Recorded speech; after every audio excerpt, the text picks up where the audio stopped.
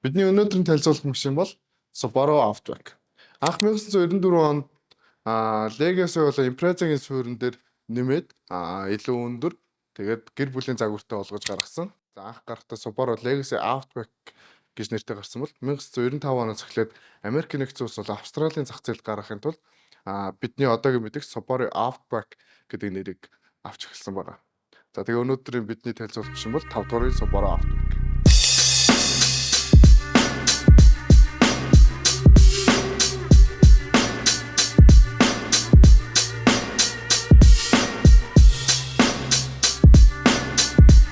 За хүмүүсийн хамгийн сайн мэддэг загвар бол 2 болон 3 дугаар үеийн жоохон автгар, царай муутай, тэ арай хуучин онтой Prius 41 юм шиг тэ.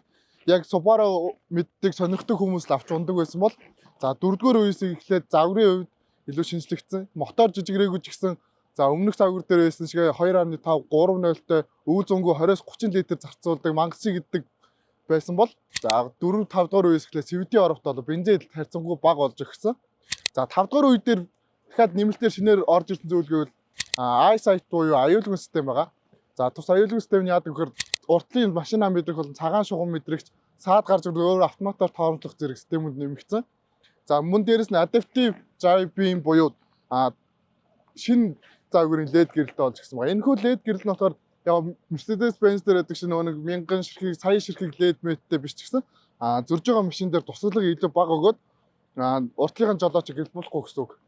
За мөн дээрэс нь iSight гэх систем маань Европын үнэлгээнээс 5 од авсан аюулгүй гэсэн баталгааг гаргаж гисэн байна. За 5 дугаар үеийн Outback дээр ерөнхийдөө бол үйлдвэрээсээ 3 төрлийн моторыг санал болгодог. 2.0 турбо дизель 2500 болон 3600-тай хөндлөн энгийн бензин мотороор санал болгодог ба. Яг Монголд бол хамгийн их хвшлээ орж ирдэг нь 2500-тай энгийн бензин байдаг. Энэ моторын хувьд гэвэл 170 морины хүч 260 Нм торк шахдаг. Яг сонсоход бол айгүй бага. Гэхдээ яг энэ загвар дээр бол хангалттай хүчээ гаргачих боломжтой. Нөгөө нэг хибрид 4 дугуй байждаг гэсэн машинуудаас бол хамаагүй илүү байгаа. За хорофны хувьд гэвэл CVT хоровтой болж ирсэн. За CVT хоров нь яг FP25 гэдэг одоо энэ байгаа мотор дээр айгүй сайн цогцож ажилладаг буюу бензин эдэлт маш багатай болчихсон.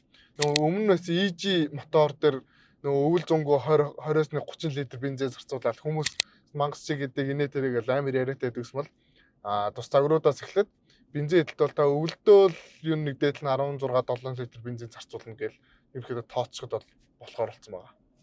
За загвар дизайны хувьд гэвэл яг энэ загвараас эхлээд хоточ дээр орон нутагч дээр ингээд унахад илүү царайлаг загварлаг болоод ирсэн. За өмнөх загвараас ер нь хэмжээний хувьд бол нэг хол зүрх байхгүй. Яг энэ загварын хувьд гэвэл 4800 мм-ийн урттай, 1600 мм-ийн өндөртэй, 1800 мм-ийн өргөнтэй, за дугуй орнын зай нь 2700 мм буюу өмнөх загвараас нэг ялгаа байхгүй. Харин хамгийн их харьцуулагддаг загвар буюу нөр Prius 41-ээс за өргөн болоод уртынхаа хувьд 100-аас нэг 200 мм-ийн арай илүү өргөн бөгөөд урт болж ирсэн. Ингэснээрээ 41-ээс илүү тухтай бөгөөд илүү нэг тийм юм явхад бариад явхад юм эвтэйхэн мэдрэмж шиг төрүүлдэг болж ирсэн байна. За дотор салооны опшны гэвэл яг нэг тийм сүртэй илүү опшн байхгүй. Уртлын сандал маань айрс болон давуу гэдэг опшны ялгаагүй хоёулаа халж байгаа. За хөгжмөндөр бол яг бүр энгийн нөгөө Prius гэдэг бүр энгийн опшнтэй машиныг бодвол арай өндөр опшнтой илүү гайгүй дууралт байдаг. За салооны парны хувьд гэвэл за орчин үеийн машинууд яг л адилхан жолооч болон зорчигч маань тусдаа пар маань хаалж хөрнө. Тэрийг тааруулж болно. За жолооны өрүүлний хувьд гэвэл хөгжмөний болон нөгөө саяны түрүүний хэлдэг iSight-ны удирдлага маань хоёр талдаа тусдаа ороод ирсэн. За мөн дээрээс нь уртлын хинхэн удирдлага маань орж ирдэг. За жолоочийн хажуу талд гэвэл нөгөө traction control саяны iSight-уудын удирдлага давхар орж ирнэ. За цонхны болон толны удирдлагынууд маань давхар ороод ирчин. За суудал маань хоёр төвшөнд санана. За эдгээр опшнууд маань ерөөсөө нөгөө арьс болно. Даун судалтай тэр нэг ялгаа байхгүй. Опшны зөрүүд тэгж нөр Toyota машин шиг сүртэй гардаггүй гэсэн үг. За голын панелийн хувьд гэвэл нэг тийм сүртэй илүү дутууд бас товчлуур байхгүй. Ирчак маань орж ирнэ. За ирчакны хувьд гэвэл нөгөө PRND гэдээ орж ирнэ. За мөн дээрээс нь M буюу механик удирдлага маань ороод ирдэг. Механик удирдлага маань жолооны ажлын paddle shift дээрээ за 1-6 хүртэл 6 төвшөнд араас солигдно. Гэхдээ яг үндсэн зарчим нь бол нөгөө CVT оров маань 6 биш яг тийм мэдрэмжэл төрүүлдэг гэсэн үг. За Subaru дээр нэг давуу талтай юм байна. Тэр нь голын шит барьж байгаа X mode гэдэг байгаа.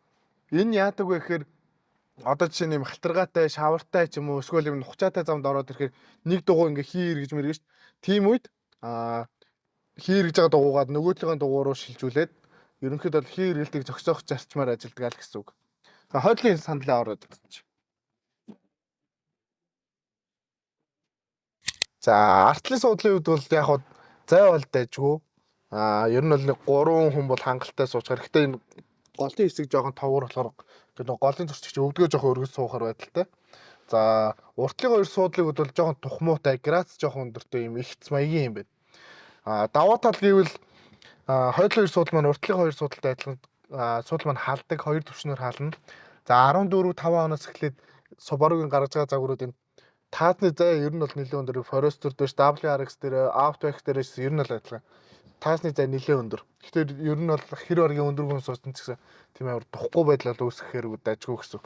За багажны хэсэгтэй харъя. За арын хэсгийн үед гэвэл нэг тийм сүртэй бол онцолж яриад юм байхгүй. За багаж нь опшноос шилтгаалаад автомат бол механик гэдээ хоёр төрлөөр ирдэг. За багажны үед 526 литрийн багтаамжтай. Ер нь бол дунд зэргийн нэг 2-оос 3 шиг чемодан бол орчин. За дугууны хэсэг дээр гэвэл хийлэгч болон запас нөөц дугуйтай гэж хоёр төрлөөр ирнэ. За доотлогын хайрцагт дугуйгаа засах, данхраад орцоо, мануэл ч юм уу те туслах багажнууд маань орчдөг. За хойдлоос шууд голын игнэний сандлаа механикаар ингээд татаа буулгах боломжтой. За гэрэлнүүдийн үед гэвэл үндсэн гэрэлнүүд маань ерөнхийдөө хуучны гснё гэрэл. За доор нэмэлтээр өрөөсний талдаа нэг улаан гэрэл басна. Энийг хүмүүс айгүй их асуудаг. За энэ болохоор Toyota дээр нөгөө Winter Package гэж хүмүүс айгүй их ярьдаг. Subaru дээр бүх машин дээр Winter Package-ээр үйлдвэрлэгдэг байна. За ерөнхийдөө Outback 14 15 онд он залуу гээд яг ямар ч хүмүүс зориулагдсан бэ гэхээр нэг машиндаа жижигхэн дугуй дээр ачаа мачаа ч юм уу те баг зэргийн юм оффроуд маягтай байнгын бол хөдөө явахгүй. Зундаа өвөлдөө нэг хамаатныхаа айлд очдог ч юм уу хөдөө байдаг аав ээж нар очдог. Нэг 2-оос 3 хүүхэдтэй нэг тэг сүртэй олуулаа биш. Тэгсэн мэт хөөрхөн явах газараа явждаг. Хотооч загвар нь голддог хөдөө явах хүчин голгочхооргүй. Нэг тиймэрхүү нэг хүмүүс байдаг. Ерөнхийдөө тиймэрхүү хүмүүст л ер нь зориулагдсан гэж хэлчихэд бол болно. Хангалттай хүчтэй, тухтай, зайсаатай. За ингээд Subaru Outback машины талаар танилцуулж дуслаа. Ингээд дараагийн машины ревю бичлэгээрээ уулзъя.